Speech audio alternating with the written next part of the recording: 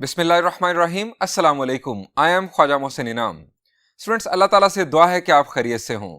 इस लेक्चर में हम एक्सरसाइज 6.4 का फर्स्ट प्रॉब्लम डिस्कस करने जा रहे हैं। आइए शुरू करते हैं। स्टूडेंट्स, प्रॉब्लम का स्टेटमेंट है find the vertex, focus and directrix of the parabola, sketch it's graph. Students, इस प्रॉब्लम के आप देख सकते हैं 10 पार्ट्स हैं। हर पार्ट के अंदर हमें पैराबोला की एक इक्वेशन गिवन है। हमें उस पैराबोला का वर्टेक्स, फोकस और डायरेक्ट्रिक्स मालूम करना है और उसके बाद उस पैराबोला को स्केच भी करना है। स्टूडेंट्स, जब भी आपको किसी पैराबोला की इक्वेशन गिवन हो और आपको उसके एलिमेंट्स मालूम करने के लिए कहा जाए तो सबसे पहले आपने जजमेंट करनी है कि वो किस टाइप का पैराबोला है। वो अपवर्ड ओपन है या डाउनवर्ड ओपन है, वो राइटवर्ड ओपन है या लेफ्टवर्ड ओपन है, या वो इन चारों में से कोई केस नहीं है बल्कि वो रोटेटेड पैराबोला है। स्टूडेंट्स, ये जजमेंट करना बहुत आसान है। इसके दो मेथड्स मैं आपके साथ डिस्कस करने जा रहा हूं। पहले हम फर्स्ट मेथड की बात करते हैं। स्टूडेंट्स, सबसे पहले आप ऑब्जर्व करें कि क्या आपकी इक्वेशन के अंदर एक्स वाई टर्म मौजूद है, यानी ऐसी टर्म जिसमें एक्स भी आता हो और वाई भी आता हो। आप जरा ऑब्जर्व करें, यहां पर एक्स वाई टर्म मौजूद नहीं है, यहां पर भी नहीं है। आप ऑब्जर्व करते चले जाएं, यहां पर आप स्क्वायर ओपन करेंगे तब भी एक्स वाई टर्म नहीं आएगी, यानी ऐसी टर्म नहीं आएगी जिसके अंदर एक्स भी हो और वाई भी हो। यहां पर भी नहीं है। किसी भी इक्वेशन में हमारे पास एक्स वाई टर्म मौजूद नहीं है। स्टूडेंट्स, अगर पैराबोला की इक्वेशन में एक्स वाई टर्म मौजूद हो तो इसका मतलब यह होता है कि वो पैराबोला रोटेटेड पैराबोला है। वो लेफ्ट, राइट, अप, डाउन, इन चारों में से कोई केस नहीं है, वो रोटेटेड पैराबोला है। अब हमारे पास एक्स वाई टर्म किसी भी इक्वेशन में मौजूद नहीं है। इसका मतलब है कि हमारे पास जो केसेस हैं ये स्टैंडर्ड पैराबोलाज हैं। ये राइट, लेफ्ट, अप या डाउन में से डिफरेंट केसेस हैं। अब students, next, X Y term जब मौजूद नहीं होगी तो याद रखें, या तो आपकी इक्वेशन में एक्स स्क्वायर टर्म होगी या वाई स्क्वायर टर्म होगी, दोनों इकट्ठी मौजूद नहीं होंगी। आप जरा ऑब्जर्व करें, यहां पर वाई स्क्वायर टर्म है, यहां पर एक्स स्क्वायर टर्म है, यहां पर एक्स स्क्वायर टर्म, यहां पर वाई स्क्वायर टर्म, यहां पर एक्स स्क्वायर टर्म, यहां पर वाई स्क्वायर टर्म। यहां पर आप स्क्वायर ओपन करेंगे तो एक्स स्क्वायर टर्म आएगी, वाई स्क्वायर टर्म यहां पर मौजूद नहीं है। यहां पर एक्स स्क्वायर टर्म है, यहां पर वाई स्क्वायर टर्म, यहां पर एक्स स्क्वायर टर्म। अब स्टूडेंट्स, मैं दोबारा आपको बताता हूं, जब एक्स वाई टर्म मिसिंग होगी तो इक्वेशन के अंदर या तो एक्स स्क्वायर टर्म होगी या वाई स्क्वायर टर्म होगी, जैसा कि हमने ऑब्जर्व किया। अगर स्टूडेंट्स हमारी इक्वेशन के अंदर वाई स्क्वायर टर्म होगी तो इसका मतलब है कि पैराबोला या तो राइटवर्ड होगा या लेफ्टवर्ड होगा। हम इन तमाम पैराबोलास को यहां पर मेंशन कर लेते हैं कि जिनके अंदर वाई स्क्वायर टर्म मौजूद है। स्टूडेंट्स, यहां पर वाई स्क्वायर टर्म मौजूद है, या तो ये राइटवर्ड है या लेफ्टवर्ड है। अब ये जजमेंट कैसे करनी है ये आपको अभी बताता हूं। ये या राइटवर्ड है या लेफ्टवर्ड है। अब यहां पर आ जाएं, ये भी या राइटवर्ड है या लेफ्टवर्ड है। इसके बाद हमारे पास ये है, ये भी या राइटवर्ड है या लेफ्टवर्ड है। अब यहां पर दिस वन, ये भी या राइटवर्ड है या लेफ्टवर्ड है। अब जो रिमेनिंग है, यानी जिनके अंदर एक्स स्क्वायर टर्म मौजूद है, आप समझ गए होंगे या तो वो अपवर्ड केस है या डाउनवर्ड केस है। हम उन्हें भी मेंशन कर लेते हैं। ये हमारे पास या अपवर्ड केस है या डाउनवर्ड केस है। यहां पर भी एक्स स्क्वायर टर्म मौजूद है, ये भी या अपवर्ड केस है या डाउनवर्ड केस है। अपवर्ड केस या डाउनवर्ड केस। दिस वन, ये जो है हमारे पास सेवंथ पार्ट, ये भी या अपवर्ड केस है या डाउनवर्ड केस है। ये भी इसी तरह से अपवर्ड या डाउनवर्ड। और लास्ट वन, ये भी या अपवर्ड है या डाउनवर्ड है। अब दो पर बात आ गई। अब फर्दर हमने चूज करना है कि राइट है या लेफ्ट है, अप है या डाउन है। स्टूडेंट्स, सबसे पहले बात करते हैं राइट या लेफ्ट चूज करने की। स्टूडेंट्स, आपके पास वाई स्क्वायर टर्म मौजूद है। आप इक्वल के एक जानिब वाई वाली टर्म्स ले आएं और दूसरी जानिब एक्स वाली टर्म्स ले जाएं। इक्वल के एक जानिब वाई वाली टर्म्स, इक्वल के दूसरी जानिब एक्स वाली टर्म्स। अगर कांस्टेंट टर्म मौजूद है तो वो जहां पर भी रहे, लेफ्ट या राइट, इक्वल के, इससे कोई फर्क नहीं पड़ता। वाई स्क्वायर के कोएफिशिएंट को पॉजिटिव बना लें, वाई स्क्वायर के कोएफिशिएंट को पॉजिटिव बना लें। और दूसरी तरफ देखें, इक्वल के दूसरी तरफ के अगर एक्स का कोएफिशिएंट पॉजिटिव होगा तो ये राइटवर्ड ओपन पैराबोला होगा, और अगर एक्स का कोएफिशिएंट नेगेटिव होगा जैसा कि यहां पर है तो ये लेफ्टवर्ड ओपन पैराबोला होगा।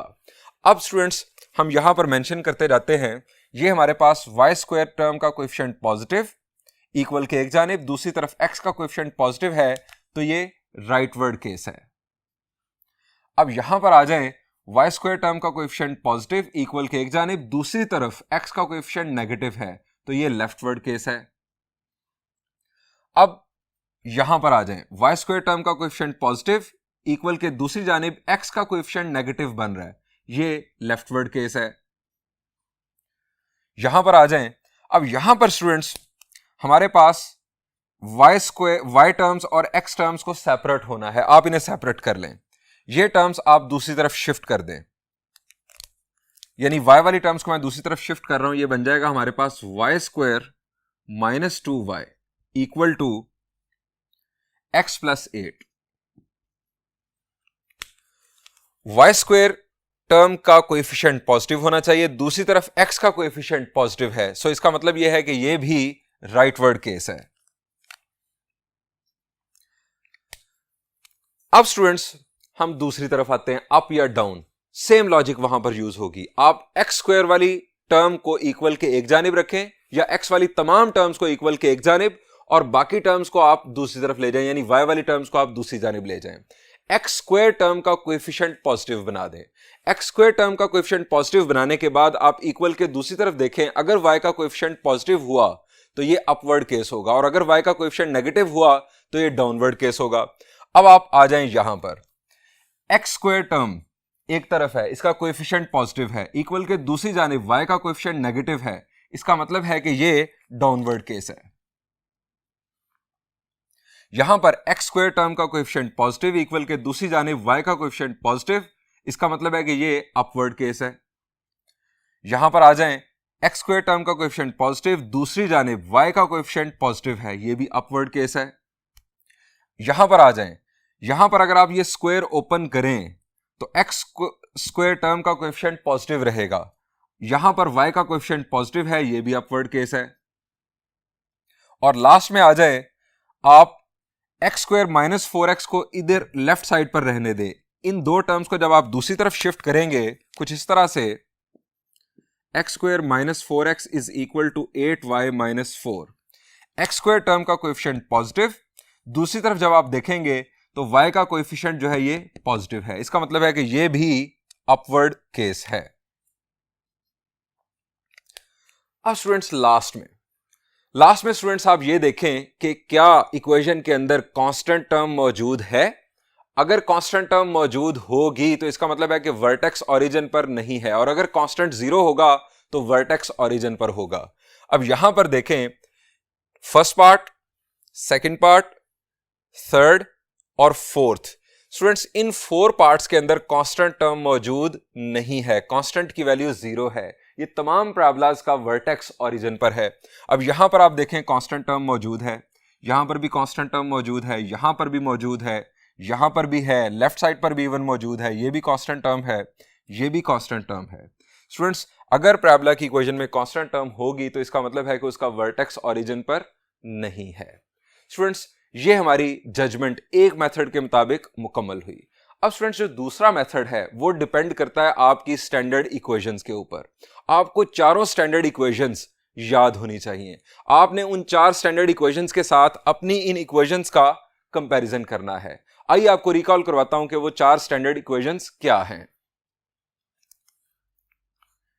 स्टूडेंट्स ये पार्ट हमने मिस कर दिया, ये भी अपवर्ड ओपन केस है। अब स्टूडेंट्स हम लिखते हैं अपनी 4 स्टैंडर्ड इक्वेशंस। सबसे पहले rightward open case.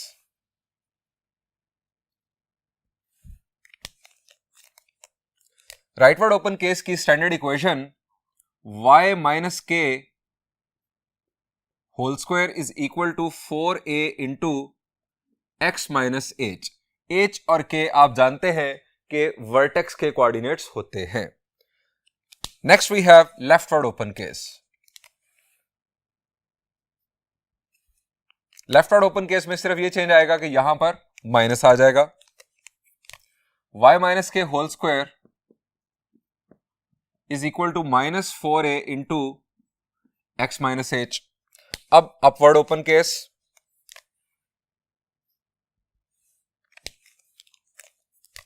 x minus H whole square is equal to 4a into y minus k, और डाउनवर्ड ओपन केस में यहां पर सिर्फ माइनस का चेंज आएगा। x minus H whole square is equal to -4a into y minus के। अब students again सबसे पहला काम आपने ये करना है कि आप ये देखें कि क्या आपकी इक्वेशन में एक्स वाई टर्म मौजूद है, क्योंकि अगर पैराबोला की इक्वेशन में एक्स वाई टर्म मौजूद हो तो फिर स्ट्रेट फॉरवर्ड ये रोटेटेड पैराबोला होगा, ये आपका स्टैंडर्ड पैराबोला नहीं होगा। अब हमारे किसी भी प्रॉब्लम के अंदर एक्स वाई टर्म मौजूद नहीं है, सो हम इन इक्वेशंस को कंपेयर कर सकते हैं इन इक्वेशंस में से किसी एक के साथ, यानी वन बाय वन हम देखते हैं कि किसका कंपैरिजन किसके साथ बनता है। आप स्टूडेंट्स अगर फर्स्ट पार्ट को देखें तो यहां पर हमें नजर आ रहा है Y square is equal to 8x। अब स्टूडेंट्स y पर आपको स्क्वायर नजर आ रहा है, इसका मतलब यह है कि ये या तो राइटवर्ड केस है या लेफ्टवर्ड केस है। आप अपनी इक्वेशन को इस फॉर्म में कन्वर्ट करने की कोशिश करें। मैं ये इक्वेशन यहां पर लिखता हूं Y square is equal to 8x,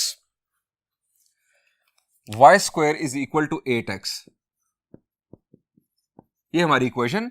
अब स्टूडेंट्स इसे इस फॉर्म में कन्वर्ट करने की कोशिश करते हैं। यहां पर हमें नजर आ रहा है y माइनस के होल स्क्वायर, तो स्टूडेंट्स मैं यहां पर लिख सकता हूं y minus 0 whole square is equal to 8 into x minus H, X minus 0। इसका मतलब यह हुआ कि h की वैल्यू भी 0, k की वैल्यू भी 0। इसका मतलब है कि इसका जो और वर्टेक्स है वो ओरिजिन पर है। अब स्टूडेंट्स इसका कंपैरिजन बन रहा है फर्स्ट इक्वेशन के साथ, इसका मतलब है कि ये राइटवर्ड ओपन केस है। इस तरह से हमने जजमेंट परफॉर्म करनी है। अब आप जरा दूसरा पार्ट देखें, X square is equal to -16y, ये था हमारा first part. Second part, X square is equal to -16y। अब अगर एक्स स्क्वायर टर्म मौजूद है तो इसका मतलब है ये या तो अपवर्ड केस है या डाउनवर्ड केस है। आप इसे इस फॉर्म में कन्वर्ट करने की कोशिश करें, 16 जहां y भी है, x minus H whole square is equal to -16 y minus K, यहां पर आ जाएगा y माइनस 0। अब स्टूडेंट्स h की वैल्यू भी 0, k की वैल्यू भी 0, इसका जो वर्टेक्स है वो ओरिजिन पर है। और अब आप अगर इसे कंपेयर करेंगे तो इसका कंपैरिजन बन रहा है इस इक्वेशन के साथ, क्योंकि ब्रैकेट के बाहर यहां पर आपको नेगेटिव नंबर दिखाई दे रहा है। a जो है ये हमेशा याद रखें, a is a positive number. क्यों? क्योंकि a डिस्टेंस है बिटवीन फोकस एंड वर्टेक्स या vertex to directrix, a is distance, so a तो पॉजिटिव है। सो यहां पर अगर नेगेटिव नंबर आ गया है तो ये शो कर रहा है कि ये हमारे पास डाउनवर्ड केस है, ये हमारे पास आ गया डाउनवर्ड ओपन पैराबोला। अब स्टूडेंट्स इसी पैटर्न पर आप किसी प्रॉब्लम को भी देख सकते हैं। मैं अब आ जाता हूं ये 10th पार्ट के ऊपर। 10th पार्ट की जजमेंट देखते हैं कैसे होगी। एक्स स्क्वायर, क्योंकि 10th पार्ट की जजमेंट अगर आपने समझ ली तो इसके बाद जो ऊपर वाले सारे केसेस हैं वो आपको समझ आ जाएंगे। X square minus 4x minus 8y plus 4 is equal to 0।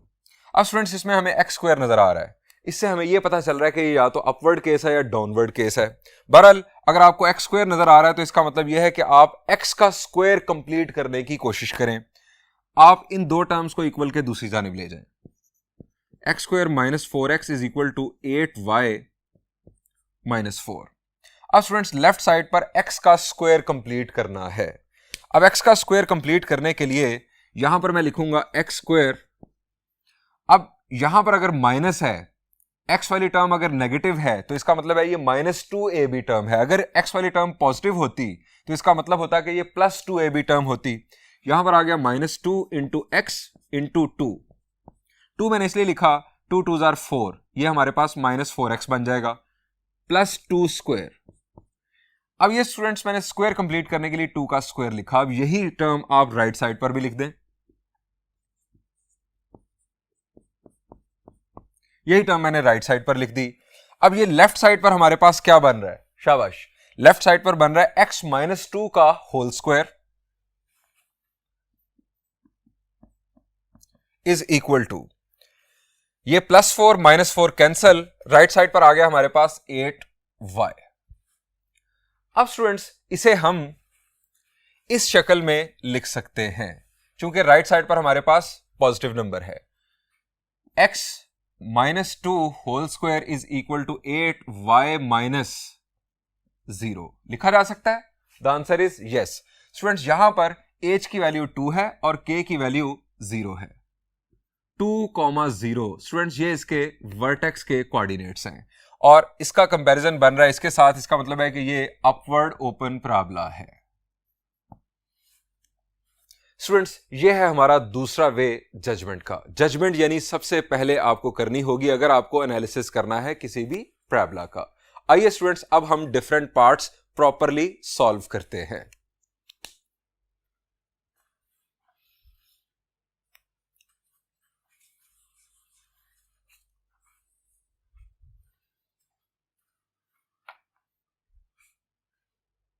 Students मैं आपके लिए सॉल्व करने जा रहा हूं सबसे पहले फर्स्ट पार्ट। हमारी इक्वेशन है y square is equal to 8x। Students सबसे पहले हम थिंकिंग प्रोसेस डिस्कस करते हैं। आपको सबसे पहले थिंकिंग प्रोसेस में जजमेंट करनी है कि ये केस कौन सा है, ये अपवर्ड, डाउनवर्ड, राइटवर्ड, लेफ्टवर्ड, ये कौन सा केस है। जजमेंट करना हम सीख चुके हैं, हम जान चुके हैं कि ये राइटवर्ड ओपन पैराबोला है। अब स्टूडेंट्स आपने करना यह है कि आप रफ में एक राइटवर्ड ओपन पैराबोला बनाएं जिसका वर्टेक्स ओरिजिन पर हो। अब आप सोचेंगे कि सर ये क्यों करना है। स्टूडेंट्स मैं नहीं चाहता हूं कि आप फोकस, वर्टेक्स और डायरेक्ट्रिक्स मालूम करने के लिए जो फार्मूलाज हैं उनका रट्टा लगाएं। आप कंसेप्चुअली फार्मूलाज को रिकॉल करना सीखें। ये जो प्रैक्टिस है ये आपको इलिप्स में भी काम आएगी, ये आपको हाइपरबोला में भी काम आएगी। अगर आपने ये टेक्निक सीख ली इसमें आपको बहुत ज्यादा सुकून रहेगा। अब स्टूडेंट्स ये मैंने राइटवर्ड ओपन पैराबोला एक बना लिया जिसका वर्टेक्स ओरिजिन पर है। यहां पर आपको एक और बात ऐड कर दूं, आपके पैराबोला का वर्टेक्स चाहे ओरिजिन पर ना हो तब भी आपने वर्टेक्स ओरिजिन पर ही रखना है। अब स्टूडेंट्स ये अपवर्ड राइटवर्ड केस हमने राइटवर्ड ओपन पैराबोला बना लिया, वर्टेक्स ओरिजिन पर बना लिया। इसका फायदा ये होगा कि जैसे ही आप रफ में ये ड्रॉ करेंगे आपको इसे देखकर फोकस के कोऑर्डिनेट्स याद आ जाएंगे, डायरेक्ट्रिक्स की इक्वेशन याद आ जाएगी और बाकी एलिमेंट्स के फॉर्मूलाज भी याद आ जाएंगे। अब स्टूडेंट्स आप जानते हैं कि पैराबोला का जो फोकस होता है वो इस साइड पर होता है। यहां पर स्टूडेंट्स हमारे पास हम फर्ज करते हैं कि फोकस है। अब स्टूडेंट्स फोकस के कोऑर्डिनेट्स, शाबाश, चूंकि फोकस एक्स एक्सिस पर है सो इसका जो y कोऑर्डिनेट है वो होगा 0। अब स्टूडेंट्स हम जानते हैं कि वर्टेक्स से लेकर, ये स्टूडेंट्स हमारा वर्टेक्स से लेकर फोकस तक का जो डिस्टेंस होता है वो a यूनिट्स होता है। अगर ये डिस्टेंस a यूनिट है, आप राइट साइड पर आ गए एक्स एक्सिस के ऊपर, पॉजिटिव एक्स एक्सिस के ऊपर, तो यहां पर इस पॉइंट का x कोऑर्डिनेट क्या होगा? The answer is a units. तो फोकस के कोऑर्डिनेट्स आ गए a, 0। अब स्टूडेंट्स वर्टेक्स से लेकर डायरेक्ट्रिक्स तक का डिस्टेंस भी a यूनिट्स होता है। लेफ्ट साइड पर आप आ गए, यहां पर ये डिस्टेंस भी हमारा a यूनिट्स। अब यहां पर होगी हमारी डायरेक्ट्रिक्स लाइन। आप डायरेक्ट्रिक्स लाइन को ड्रॉ कर दें। ये काम हम रफ में कर रहे हैं और ये बड़ी तेजी से इनफैक्ट होता है। जैसे जैसे आप प्रैक्टिस करेंगे ये काम बहुत तेजी से आप करना सीख जाएंगे। अभी चूंकि मैं आपको समझा रहा हूं सो बातें जरा लंबी हो रही हैं।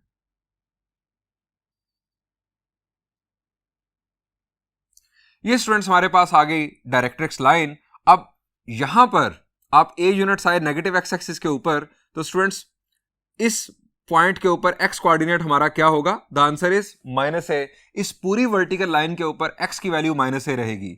सो डायरेक्ट्रिक्स की इक्वेशन हमारे पास आ गई x is equal to -a। अब स्टूडेंट्स बात करते हैं एक्सिस की। एक्सिस कैसी लाइन होती है?